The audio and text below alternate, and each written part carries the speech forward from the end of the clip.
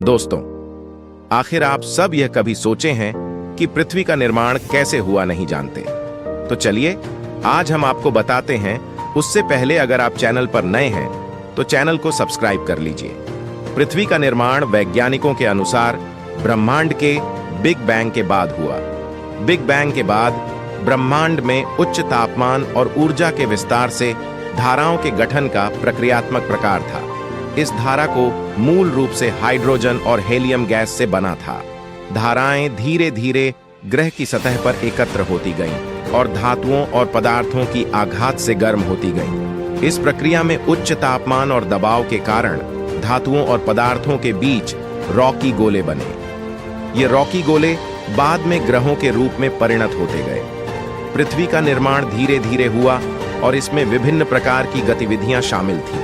एक अहम कारक था ग्रह के आत्मिक गर्भ में धातुओं और पदार्थों के बीच उच्च दबाव और तापमान का विकास।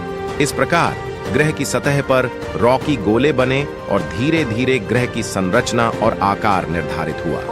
पृथ्वी का निर्माण की इस प्रक्रिया में बहुत समय लगा और यह कई सैकड़ों करोड़ वर्षों में समाप्त हुआ। इस अवधि के दौरान पृथ्वी की सतह पर प्राकृतिक परिवर्तन हुए और आत्मिक गर्भ में गर्माई और दबाव के प्रभाव से विभिन्न धातुओं और पदार्थों के बीच क्रिस्टलाइजेशन की प्रक्रिया हुई। इस प्रक्रिया के परिणाम स्वरूप पृथ्वी का आकार और संरचना निर्धारित हुआ, जिसमें उदर्क धातुओं का जमाव, मूत्र, अवशोषण, वायुमंडलीय प्रभाव और अन्य कई कारक शामिल थे। पृथ्वी का निर्माण एक विशाल और अद्भुत प्रक्रिया थी, जिसमें अनेक घटक और कारक शामिल थे।